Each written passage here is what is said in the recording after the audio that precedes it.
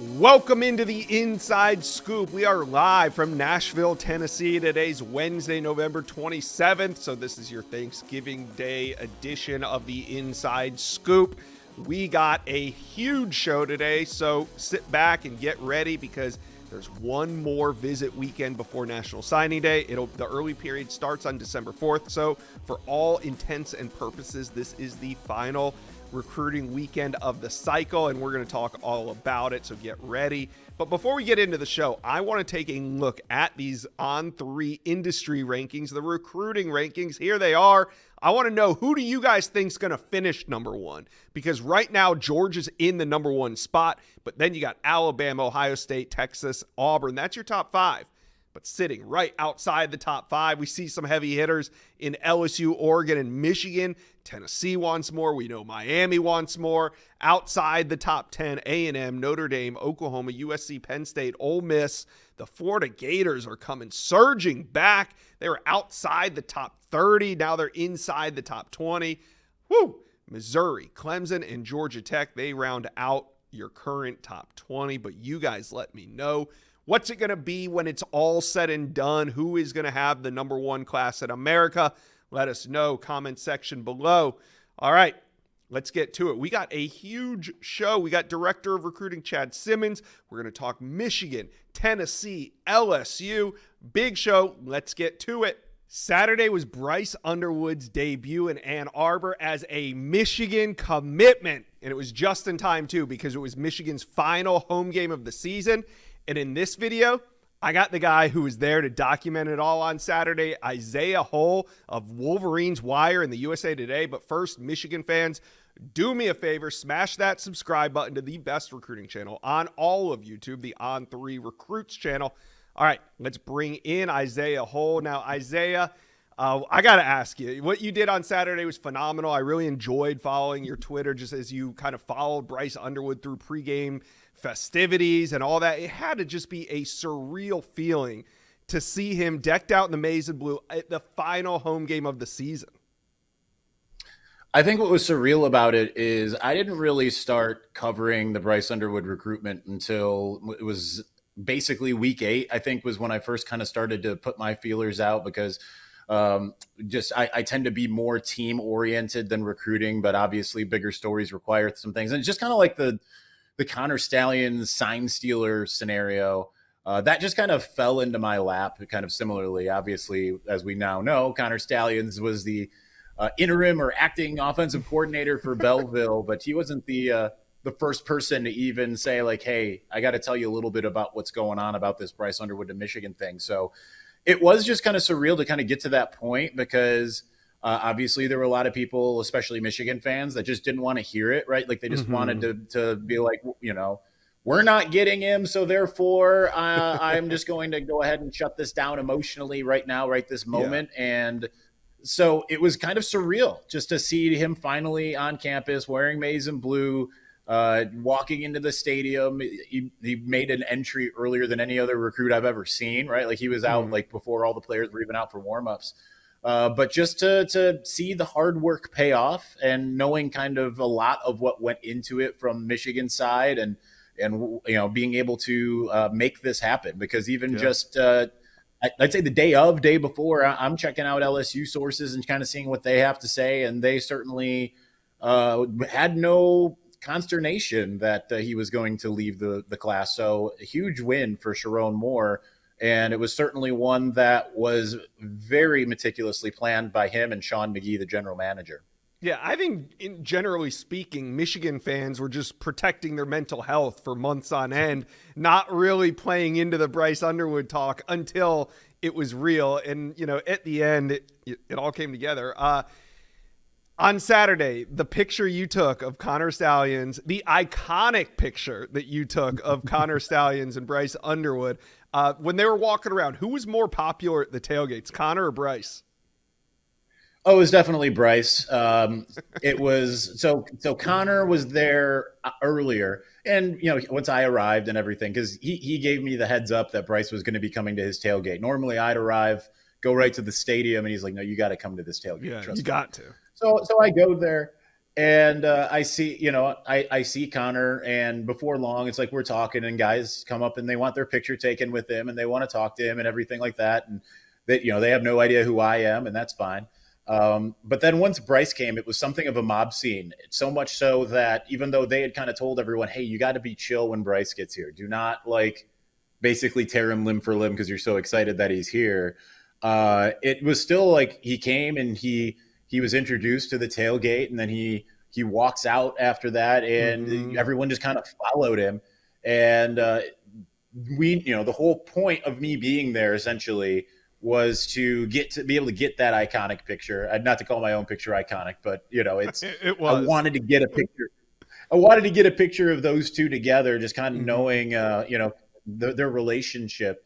And it took like us kind of basically kind of batting people away, getting almost to the point where he was escorted off of the golf course before we were able to stage that picture. And took another one with the Underwood family and the entire Stallions family. I mean, it was a pretty wonderful moment just to kind of see those two families coming together. But yeah, Bryce was definitely the star of the show. I mean, he just has that kind of je ne sais quoi about him that, and you can see it even when you just see him at a Belleville game, come out of the tunnel. Like you can see it, like at the moment you're like, where's Bryce? Oh, there's Bryce. It doesn't take long before it just kind of emanates from him. And it was kind of the same thing, see him in person in civilian clothing. Yeah, I mean, that photo, we're talking, if Bryce goes out and wins a national championship in the next 3 or 4 years, like that photo that you took could be turned into a statue outside the stadium one day. We'll see what happens. All right, so you've been covering this program since about 2015. You've been covering recruiting. You've seen kind of the apathy around Michigan recruiting, especially in the NIL era. There's maybe a little loss of interest from Michigan fans up until the Bryce Underwood flip. So how has the sentiment changed around recruiting in just the last 5 or 6 days? It's changed enormously. Certainly now it's kind of funny going to I am a proud member of the fort on the Wolverine.com on 3. I visit it multiple times a day just to kind of see what people are saying, right? Get the pulse of the fan base. I don't have a board of my own on my own site. So it's fun kind of watching it go from we're not getting Bryce to suddenly it being like, is there a chance that we could also flip Tavi and St. Clair? Like it's not quite that like level, right? It's of like, okay, that hubris, but certainly there's a feeling that Michigan can now get in the game with anybody, especially once the revelation came that Larry Ellison was the benefactor for the Bryce Underwood NIL. So now everyone's like, we just went from like hoping we could be like a top 10 class or somewhere just around there to suddenly being like, could this be top 5? Could this maybe even be number 1? And I mean, it is just a world different. Like you said, the recruitments have been very apathetic to what Michigan's kind of had, right? Because I think you saw a shift in the early Jim Harbaugh era from the 2017 to the 2018 class. Weirdly, it worked out very, very well because you look at 2017 and you're like, man, that guy's going to be a star. That guy's going to be a star. They got 2 5-stars in that class, Donovan Peoples-Jones and Aubrey Solomon. They had multiple guys in the top 100. And it didn't really work out. You go through the list of commits, and all of these guys that you thought were kind of surefire blue chippers didn't really work out. But then you go to 2018, the top rated recruit was Aiden Hutchinson. He was hovering around 100. I think he was just slightly below. And you go through that class, and it's like banger, banger, banger, banger. Every single guy basically hit. You look at the bottom of the class. You look at Ronnie Bell and Jake Moody, both guys that were drafted to the San Francisco 49ers, coincidentally. But you just kind of go top to bottom, and they did a much better job, I think, of finding culture fits as well as maybe under the radar guys. And so with that, like people got more accustomed to those 3-star types, maybe being a little bit more prevalent. I mean, even some of the stars of this year's team, you look at Mason Graham. At the time of his commitment, a 3-star, ended up elevating to a 4-star. It was a flip from Boise State. You look at Kenneth Grant, a 3-star at the time of his commitment. Colston Loveland was a 4-star by the time he committed, but I mean, he was a guy that just kind of came out of nowhere from Gooding, Idaho. So there were certainly some stars. Donovan Edwards, a signing day commitment. He was a 5-star on one site and a 4-star on all the rest. So it was kind of difficult for Michigan fans to necessarily invest in the idea of having that high end talent. But now Clearly, the strategy has changed inside Schembechler Hall, and I'm going to be really interested to see what they do from here because I am been kind of led to believe that they aren't done in any stretch or imagination. Yeah, and that leads me to my next question. Do you think that this mentality that we're seeing right now with the Bryce Underwood flip and everything that's happening in high school recruiting, is that going to carry over to the transfer portal? Is that going to carry over to 2026 class as well? Are they going to be as aggressive when the next cycle starts, do you think? I do because this was a mentality shift and a paradigm shift Mm. for Michigan. Talking to some of the people close to the program, it was like it was a concerted effort by those within the program, with Michigan lagging behind in NIL, with this idea of transformational over transactional. Like that could get you so far, but the landscape had completely changed around Michigan. And this year kind of serves as like, okay, so this is what happens, right? Especially because you start losing guys that are your more middling guys to other programs who are putting more into the NIL space. And there's just more parity in college football. That's why you can see in Indiana suddenly, kind of rise up and have a really great season because they're able to maybe get some of those types of guys that would have been those a little bit more middle of the road developmental types of players. And now Michigan recognized that they had to kind of change the game internally. And that meant getting all the donors all kind of in line with one target, and doing so they went with they said, well, we got to try to go after Bryce Underwood because he's a generational guy, he's a game changer. If we don't get him, at least it gets everyone in the NIL space on the same page, it galvanizes them. And yeah, I do believe that at this point, and you kind of saw it in the immediate aftermath, they went and Mm-hmm. re-offered five-star edge rusher, defensive lineman, however you want to look at him, Jakeem Stewart out of Edna Carr in New Orleans, who is a guy that LSU very much wants, and all these other schools. They made an offer to Isaiah Gibson from Warner Robins, Georgia. He's a Georgia kid committed to Georgia, another five-star. That kind of tells you what the mentality is we are going to go after the top guys, where we want to send kind of some shockwaves throughout the college football system. And also because there's a recognition that there's some massive roster deficiencies at this point, kind of left behind by Jim Harbaugh, the timing of his leaving, Right. Yeah. maybe some lackluster recruiting. So that kind of changes a lot of the calculus of what Sharon Moore needs to do to kind of put his own stamp on the program. And I think that you're going to start seeing like when you start getting outside of the season, you got signing day coming up. What happens between now and then? You got the transfer portal just 4 or 5 days after that. I think it's going to be kind of shocking to the Michigan fan system because they're used to like, okay, we're going to go and we're going to find a Josh Preeb and we're going to find like a CJ Charleston type, and maybe one will work out, maybe one won't. You look back at 2023, they obviously brought in a lot of guys like AJ Barner and Drake Nugent, guys that definitely Josiah Stewart, who's still having an impact. Guys that they were kind of snipers about that weren't necessarily like these high-end names. I think that you're going to see them going after some of those high-end names because now they feel like that's what college football is right now, and we need talent, so we're going to find ways to get talent on campus so that we can turn this around very quickly. Yeah, an amazing turn of events for Michigan fans. Michigan recruiting has arrived. It's here in the NIL era. Isaiah Hull, I really enjoyed your documentation of Saturday. Kind of brought me, who's living in Nashville, Tennessee, to Ann Arbor. I felt like I was following Bryce Underwood around, so appreciate that. Tell the people where they can find your work. You can find me. I'm the host of the Locked On Wolverines podcast, wherever you get your podcast, YouTube, audio, pretty much anywhere. And you can find me at wolverineswire.usatoday.com. All right, Isaiah, thanks for dropping by the Inside Scoop.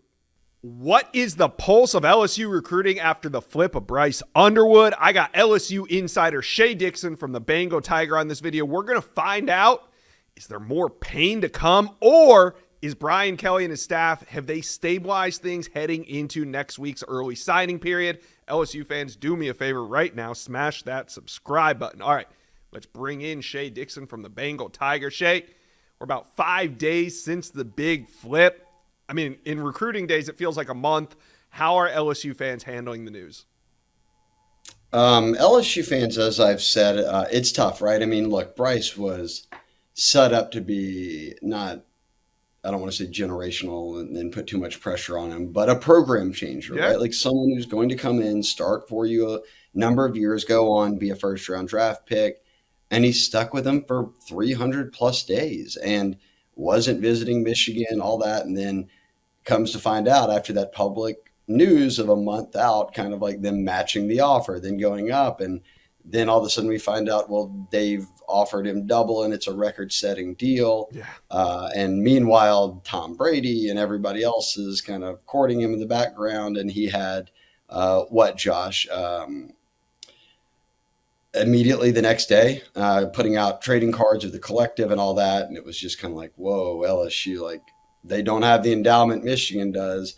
Michigan wasn't playing the NIL game a year ago. Michigan fans were upset about it. And now within a month, we see them saying, hey, look, we've got some boosters who are giving money. The collective's taken off and they're flipping guys. And Josh, you can help me remind LSU fans who might be listening. It's not Underwood hurts. It stings, all of that. They went through 5 for 5. They went through a number of recruitments that felt terrible in the moment. And then later it turns out that it didn't kill the program. And they won a national championship since then again. But that right now, this isn't an LSU only thing. In these final weeks, a lot of Bama, Ohio State, we're seeing teams that are in the top 5, just like LSU, getting commitments flipped. And is it Bryce Underwood? No, but it's been 5 stars like Caleb Cunningham. It's been a number of top 100. David Sanders is on the road taking a last-minute visit. The number 1 offensive tackle in America, locked into Tennessee since the summer. All of a sudden, a week before signing day, he's in Columbus. Ohio State just had a decommitment right before we got on here that looks like could end up at Colorado. London Merritt. Josh, just tell LSU. I'm trying to tell LSU fans, it's not just them. Go read other boards. All the good schools right now are having to hold on because the teams that have deep pockets and may not have their class put together yet are coming in at the end here and doubling and sometimes tripling what an NIL package is. Yeah. So if we go back to last Thursday, I know we don't want to go there, but let's go there. Last Thursday, it was emotional, and it felt like things were unraveling with the Tigers recruiting class. There was rumors about Derek Meadows. It was just all over the place for about 24, 48 hours. But then on Saturday, you made a really interesting note in an article on the Bengal Tiger that, although there was all this hubbub and rumors and everything going on around the program, no other commits made visits elsewhere last weekend. So there was a time where it looked like the Tigers class was going to be picked apart, but maybe not so fast. What's been the response from recruits? That was big that nobody was on anyone else's campus. And now you move into this week. Look, kids are off for Thanksgiving. So there's a lot of quiet visits happening out there beyond LSU, lots of teams. But LSU, Josh, was on a 4-game skid or 3-game losing streak. They just lost Underwood. They were in the national news for all the wrong reasons. You beat Vandy, and which was a talented Vandy team this year, and then you didn't have anyone else decommit. No one else went and visited elsewhere. And in fact, more than half the class, I've got about 75 or 80% of them so far on record as saying that they're signing with LSU next Wednesday. So right now they've held on well, but they've got another week to go, Josh, and we know there's a couple 5 stars still in LSU's class, both at corner. One has said, I'm firm. That was a push from Texas, Cade Phillips. Mm-hmm. The other's DJ Pickett and still committed to LSU. He will be here this weekend, but that doesn't mean LSU's resting easy there. They are going to have to fight to the end. Yeah, well, if he shows up on campus this weekend, that would be huge for the Tigers. Now, let's talk about some potential additions of a 5-star interior offensive lineman, Solomon Thomas. He's committed to Florida State, but we know that Florida State recruiting class has been falling apart. The prize pick left in there is probably Solomon Thomas at this point. Do you think LSU has a legit shot to flip him? Josh, and correct me if I'm wrong, I just thought that Solomon was always going to stick with FSU, and Atkins getting fired clearly opened the door for him to at least look around. He visited Florida, then LSU. Mm-hmm. From the gauge I get, I would probably say if he flips that maybe right this second that Florida might have the edge on LSU. It's closer to home. He was just there 2 weeks ago, but we've seen LSU pull off flips late with O-linemen in back-to-back-to-back cycles. Since Brian Kelly's been here, they have flipped an O-lineman late in each cycle, including a 5-star a year ago from A&M and Weston Davis. So they've been recruiting Solomon a long time. He's been to campus like 5 or 6 times. But the reality is it's a week to signing day. Is it enough? I still don't rule out that he might stick with FSU. I just think the firings, especially with Adkins, shook things up. And maybe here we do see a Florida LSU battle down the stretch. But I'm not getting LSU fans' hopes up there. If it happens, great. If not, Right. trust me, the focus is on holding on to the class they have, which is a top 5 class on 3, and then seeing what happens with Stewart, but really attacking the portal. And that's what can set them up for next year. Because, Josh, there's a bigger picture discussion here. LSU went 10 wins for Brian Kelly's first 2 years. The cap this year is going to be 9, right? They can beat OU, go to a bowl game. You can win 9, 10 games, whatever it is. Yeah. So this would be the worst finish yet. They need to field a team with better talent. Recruiting a great class helps, but actually attacking the portal with guys who are impact players is what LSU's about to do. And it was funny, Josh, yesterday, Brian Kelly's entire press conference, almost coming off a win over Vandy going into OU, was like a public message about we're trying to hold on to our class and we're about to attack the portal in a way that he has not wanted to attack it or planned to attack it in prior years, which tells me, and he came out and said it, they need a talent infusion on roster. And whether it's recruiting and the portal, they're going to go after both of it. All right, well, let's wrap it up by talking about that 5-star defensive lineman right there in the state of Louisiana, Jakeem Stewart. He reclassified. There's been so many twists and turns in his recruitment, but this thing is almost over. How do you see it shaking out?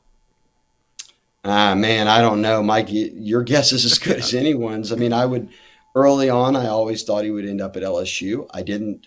Whenever he reclassed, and then we got into this NIL era where Oregon's hosting him, Michigan reoffers here. He's been at USC, which evidently made a major splash. Ohio State's always been in the mix here. And then there's LSU. I think that LSU is doing all they can, Josh, to get him. At the same time, if the numbers, let's just talk NIL here, if there's a number you can't turn down and LSU fans say, well, you got to match it, you got to go above, you have to understand that and we could talk for 2 hours on a podcast about this, but every team out there is having to prep for rev share, is having to prep for how much they actually have to spend on the roster now, to spend in the portal, to do all this.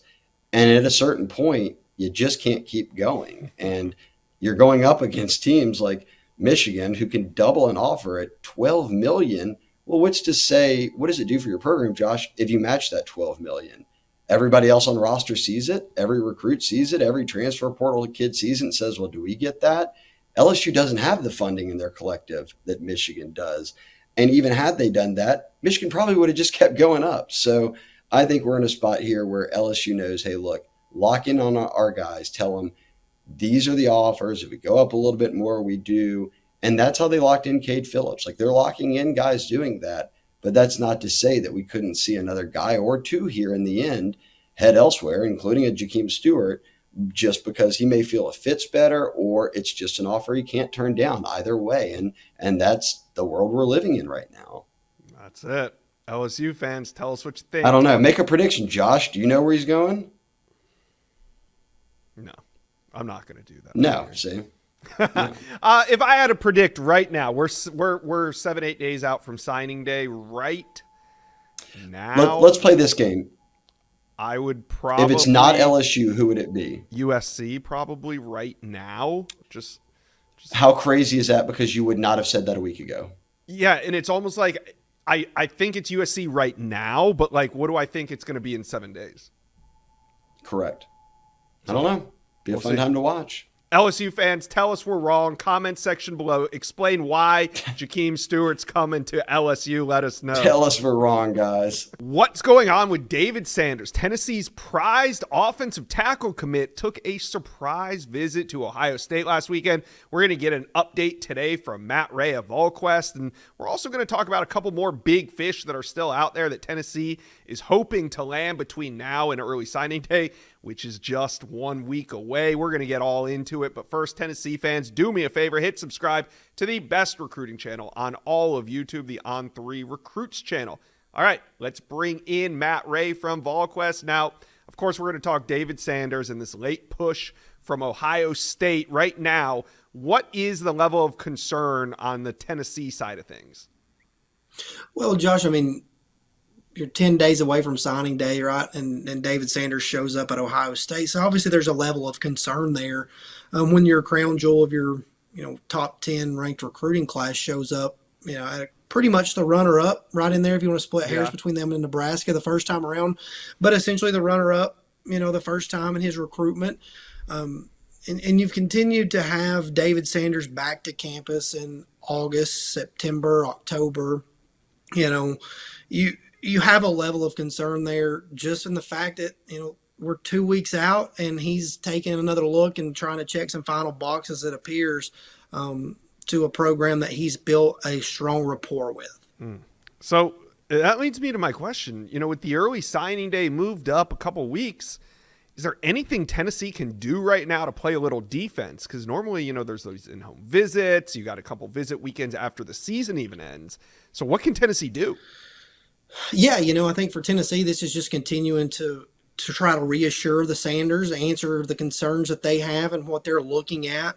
Because again, you're right. You don't have those in-home visits. You don't have the chance to get back out and get FaceTime with them in this cycle. But you do have in your corner that David Sanders picked you over Ohio State and Nebraska the first time around. So obviously there's been a comfort level there with him in Knoxville for a long time. This was a process that the family really dove into, went in depth in, and they felt like, basically 3 months ago, a little over, that Tennessee was the best choice for him. And everybody obviously watched that commitment from Providence Day and how heartfelt it was to him and his family. So I think you've got to try to rely on those things and work around, what some of their concerns are. And, that's pretty much all you can do at this point. There's really not another way to play defense. I think the biggest thing now kind of moving forward with David Sanders is there's not a lot of answers in this, recruiting process wherever you look with him right now. But does he show back up at Ohio State this weekend? Is he back on campus for the Michigan game? Because if he is, then obviously if you're Tennessee, that level of concern raises even more. For sure. If he stays home and you're able to continue having those conversations, then I think you start to maybe pick up a little bit of cautious optimism. So this is one of those that's going to be highly scrutinized over the next 7 days here, and we'll see where it goes. Yeah, all eyes will be on David Sanders. I agree with what you're saying. I think this weekend will be very telling. And as always with David Sanders, the camp has everything locked down. We'll probably find out like on Friday, or even, the Ohio State news broke when he was on campus. He was literally already on campus when Pete Nakos and Steve Wiltfong got the word. So, this is going to be a last minute thing, and all eyes will be on this recruitment. Now, Tennessee isn't just sitting back. They're also getting aggressive on the trail. Big flip on Monday of running back Dwayne Morris from USC. So, Matt, who are some of the big name Tennessee fans should be tracking as signing day is just 7 days away? Well, it starts with Isaiah Campbell, right? And another guy, when you try to follow these visits and look at different things, Isaiah Campbell was at Tennessee earlier in the month for his official visit. Then he took his official visit to North Carolina, and it felt like the Tar Heels had grabbed some momentum, gave that family some reassurances. And he decided that he needed to make the trip back over from Durham, 5.5, 6 hours, whatever it is, to Knoxville for a 1 p.m. kickoff to try to get some more questions answered and see the Tennessee program one more time. Now, that visit, I think, went pretty well for Tennessee, and talking to Isaiah Campbell and just kind of hearing him say that he felt like everything he asked, was answered transparently and effectively. But now, since that visit's ended, Mac Brown no longer going to be retained as the head coach at North Carolina. What does that do in this process? Because, basically 2 weeks ago for Isaiah Campbell, he got some reassurances about the future of the program under Mac Brown. Yeah, so I think for me, the football fit's always lined up at Tennessee. It's getting across some of these other hurdles academically, which he's had good conversation there, and then just getting him to leave home. I mean, he's 20 minutes away from campus in Chapel Hill, so that's kind of the final hurdle here for me with Tennessee. But we'll see where things go as Isaiah Campbell wants to make a very informed decision, and it's not going to be something that he just snap reacts and says, "Oh, Mac Brown's not at North Carolina anymore. I can't go there." He will hear everything out. He will hear every side of this, process until the end. Okay, I was going to ask you about that with the firing of Mac Brown. I was going to say, do you think Isaiah Campbell could be ready to announce because, maybe that eliminates him? But like you said, or, he wants to make an informed decision. Does he wait? Does he listen to USC? I mean, what do you think about Campbell's timeline for a decision? Yeah, Josh, I don't think it eliminates UNC. I think, given the respect that he has for the program, some of the relationships he still has on staff there, very long standing at roughly 20 minutes, 25 minutes from home for him, if that. I think the way that he's attacked this process, even back to the time when he was committed to Clemson and the way that he handled things, it would be pretty surprising if he just snap reacted and eliminated UNC and made a quick decision. I think he'll be informed in everything that he does and try to hear out the UNC side and see where the direction of the program goes before he does anything, here over the next few days. All right. Well, these next 7 days, this run up to signing day, it's going to be absolutely electric. Tennessee fans, talk to us. Talk to us about David Sanders. Let's be honest. Is David Sanders going to stick or flip? Let us know. Comment section below. There's going to be some moves made over the course of the next 7 days that could shift the landscape of college football moving forward. That's right. We are a week from the early signing period. I got Director of Recruiting Chad Simmons on to talk some 5-star intel. There's some late action that we got to break down. But first, you guys do me a favor. Hit subscribe to the best recruiting channel on all of YouTube, the On3 Recruits channel. Get on board. All right, let's bring in Chad Simmons. And Chad, we're going to talk 5-star intel. But moments before you and I sat down, 4-star edge London Merritt announced his decommitment from Ohio State. And there's a program that's on my mind that could be trending. What's the latest on London Merritt? Yeah, probably the school that's on your mind, Josh, is Deion Sanders, Coach Prime in Colorado. Obviously he was out there just earlier this month for a 2-day visit, watch practice, watch workouts, sat in on meetings. And I'm told really got a good feeling for being like a true student athlete out there in Boulder and what it would be like. And, look, just a few days ago, he was planning to be back up in Columbus this weekend for the game against the team up north, as they say, Michigan, with Ohio State being the host team, and he will not take that trip. He's backed off that pledge, and right now Colorado looks to be in the driver's seat. So do you think that London Merritt, is this the reason he decommitted Colorado, or do you see him taking a surprise visit this weekend? Right now there's no buzz about surprise visit. Obviously that's why it could be a surprise potentially. We'll see what happens there. I mean, we know what happened with David Sanders this past weekend, popping up, at Ohio State. Things, could happen and materialize. I'm sure there'll be some schools maybe that reach out. I mean, when I was down there, I think it was September, he mentioned North Carolina was coming pretty hard, talking to Colorado. He's never been completely 100% locked in and shut that door. So we'll see if schools reach out, if he's receptive, or in his mind, he knows where he wants to go already.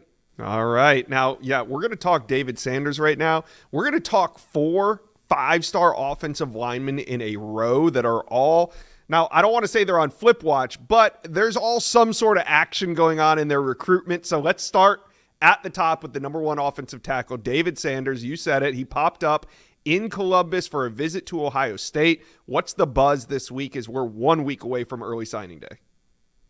Yeah, there's a thin line, Josh, between flip watch and just who's looking a little bit, who's listening still. I mean, it's hard to gauge, too, because when David makes that trip from Charlotte, North Carolina, up to Columbus, Ohio, and all the Ohio State gear, big game against Indiana, walks in with the grand entrance, look, is it real? It's real, but how real is the question? And as far as his interest in Ohio State, look, Tennessee has done all the right things leading up to signing day with David Sanders and his family, and checking all their boxes on the field, off the field. He has great relationships in Knoxville with the coaching staff, a lot of the players, many commitments. It'll be tough, I think, for us to definitely flip him in the end, but he is listening. He is looking. He was on campus, and there's some real buzz around Ohio State. Now, there's still confidence in Knoxville, talking to people connected to the program at Tennessee. They still feel good about keeping David in this class, but now they know it's not going to be so easy these final 7 days to make sure he's locked in with the Vols. All right, another 5-star offensive tackle on the move is Michael Fasusi. He's committed to the Oklahoma Sooners. He was at Texas last weekend, and he's expected to be at A&M this weekend. What's going on with Michael Fasusi and that commitment to Oklahoma? Yeah, Josh, obviously Fasusi with Ohio State, with Tennessee, they're worried about one school, Ohio State with David Sanders. Oklahoma's worried about two schools, two in-state schools, Texas and Texas A&M when it comes to Michael Fasusi. Been committed to OU since August, and it's been what looked to be extremely strong in that commitment. Obviously, Norman, there was a big game going on there with Alabama. They upset Alabama last weekend. Instead of being there, which he originally planned to be, he was in Austin for their win over Kentucky. Like you said, he'll be in College Station this weekend for the Texas game. And this one is likely to go into next week before we kind of have a better feel about kind of just how strong he is with Oklahoma, or who is the bigger threat between Texas and Texas A&M. What I know right now is his connections in Norman and Oklahoma are extremely strong, and they start with offensive line coach Bill Bedenbaugh. That is really, quote unquote, his guy. That's the guy that he connects with, he believes in, from off the field, leadership standpoint to on the field, developmental standpoint. I think the biggest question right now in Fasusi's mind is, where does Venables go with the offensive coordinator job? And does that new OC bring in a whole new entire offensive staff? Does Bedenbaugh have a chance of leaving Norman? Will he be in Norman next year? I think if that was not a question, these visits likely wouldn't take place. I think right now Oklahoma's still in a good spot to hold on. He's taking these visits just to make sure of his decision. There's interest. These schools are pushing, but I think OU will be tough to beat in the end. All right, another 5-star offensive tackle. This one, Ty Haywood. He's committed to Alabama, but there's really one team that's giving Alabama a run right now, and that's Michigan. So what's the latest with Ty Haywood and the Wolverines? I think the key here, Josh, is can Michigan get Haywood on campus? He's never been to Ann Arbor. Yeah. This one kind of came out of nowhere, last week, and obviously I confirmed with Hayward and his camp that there's communication, there's dialogue there. There is some level of interest there in the Wolverines as well. I mean, he wants to find the best fit, the best place for him. Now, look, he's from Mississippi. He grew up a fan of Alabama. His mom's a huge fan of Alabama. When him and mom are on the same page, that's what got his commitment to Alabama locked in the first place. So when you recruit Ty, you have to get the mom on board as well. Michigan's working hard. There's definitely consistent communication there with his camp. They're trying to figure out, could there be a midweek visit? Could he pop up in Ann Arbor on Sunday when they get done and get back home from the Ohio State game? That's possible as well. Nothing at this time has been locked in.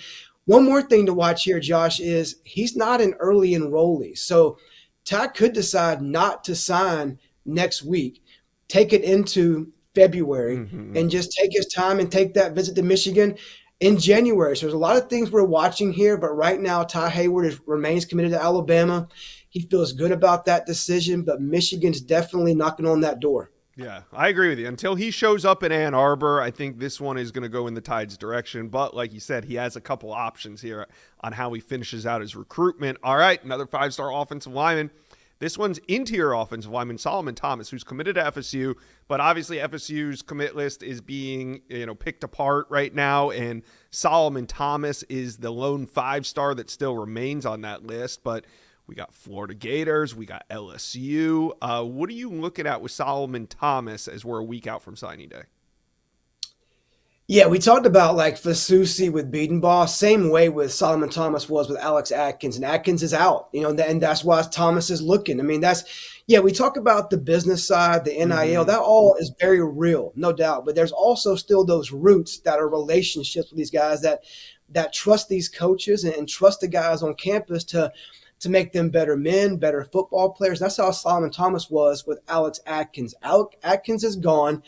Norvell's still there. He's still being the guy that communicates with Thomas, his family, and other staffers as well. But right now it comes down to, who does Norvell hire as offensive line coach, and do he and Thomas hit it off and connect right away. There's a small window for Norvell to get this hire done and make sure it's the right hire if he wants to keep Thomas in place. And Thomas told me Norvell's being very transparent about kind of where he's at with the hiring, when he wants to get the job done. And that's going to play a big role. I mean, Thomas told me he's not locked into signing on December 4th. He could go to 5th, maybe even the 6th, but likely the 5th right now, just to give Norvell the time to get the hiring in place and to at least see how that relationship goes right there off the bat. The other schools in play, he was at LSU this past weekend, at Florida the weekend before. Mm-hmm. Based on intel for me, it seems Florida is the bigger competitor right now. He knows that staff extremely well. It's an in-state school. He had a great time in Baton Rouge. He loves Brad Davis. He sees a good direction in the future under Brian Kelly, he said, as far as an SEC program competing for championships. But what I'm getting in return from not just Thomas, from other people connected either Florida or Thomas's recruitment, is Florida is the team to watch. I mean, it's right down the road from Jacksonville to Gainesville. He knows not just Billy Napier, not just Rob Sale, but the staffers behind the scenes. He knows players on the team. He knows a lot of commits in this class as well. Guys like Vernell Brown are working on him. Tremel Jones recently flipped from Florida State to Florida right there in Jacksonville, recruiting him. So, look, Florida is a team to watch. You can't discount LSU, but I still think FSU has a great chance to hold on here. It comes down to that hire and Norvell these last few days. All right, we're going to have to keep an eye on where these five-star offensive tackles, offensive linemen end up. Now, the next name that we're going to cover, I actually have him on Flip Watch. We're talking five-star corner Naeem Offord. He's committed to Ohio State. But right now, Chad, I feel like there's probably a better chance that he ends up at Oregon or Auburn. What's your read on Naeem Offord's recruitment?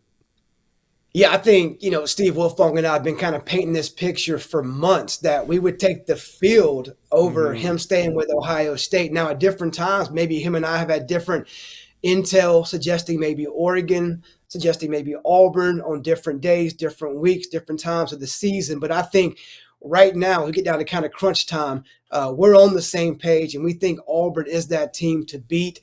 Even though he remains committed to Ohio State, he says he'll be back in Columbus as of right now this weekend for the Michigan game. He's had plans before this season to get back there. He did not make that trip, so we'll see if he makes it. If he does, that's big for Ohio State. Obviously, Oregon is not giving up. But look, he's been to Auburn, I believe, 4 games this season. He's been to a practice earlier in the season.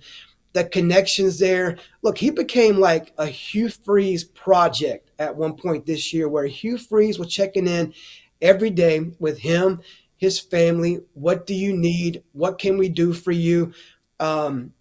Wesley McGriff's been there, Coach Crime, Charles Kelly, Kenyatta Watson, other staffers involved. He knows this team, in-state program. We like where Auburn sits right now. Oregon will not go away, and he's still committed to Ohio State. Does he get back there this weekend? We'll have to wait and see. But right now, all the buzz is around the Auburn Tigers. Yeah, if he shows up at Ohio State this weekend, that changes things for me, but I'm not expecting that at this point in his recruitment, but we'll keep watching into the weekend. One last five-star I want to talk about is Jamie French. You and Steve Wiltfong have both been saying since the summer months that in the end, the Florida in-state programs are going to make a run. Well, here we are at the end, and we see the Florida Gators are pretty much the in-state program. I mean, I'm sure Miami is still there, still knocking on his door, but Jamie French committed to Texas. We're a week out from signing day. What's up with French? Well, the good thing about Texas, in their eyes, they got him back on campus to Austin last weekend for that Kentucky game. And to me, that was huge because week before that I think there was some scaredness out there in Austin about Jamie with his official visit to Florida, his teammate Tremel Jones flipping from Florida State to Florida, his close friend Vernell Brown being a Florida ambassador, the leader of this recruiting class, recruiting him as well. He knows numerous guys in this class at Florida. But look, he's close to Khalil Lockett at Texas. He always talk about playing with Arch Manning in that offense under Steve Sarkisian. He's close to Chris Jackson, the receivers coach. And I think them getting him back on campus this past weekend has kind of shifted that quick surge by Florida back into Texas's favor of keeping him in this class. He had a great time on the visit. The family loves the people, the culture, the direction of the program obviously speaks for itself. Back in a playoff run again this year for the second year in a row. So right now the bus has kind of shifted back from that quick, maybe 24, 48-hour window around Florida buzz back into Texas's favor coming off that trip to Austin. All right, there it is. A lot of five-star action that we're going to be following heading into the early signing day next Wednesday, Chad. Appreciate you dropping by the Inside Scoop. You guys, talk to us. Comment section below. Where do you think these 5 stars are going? Let us know.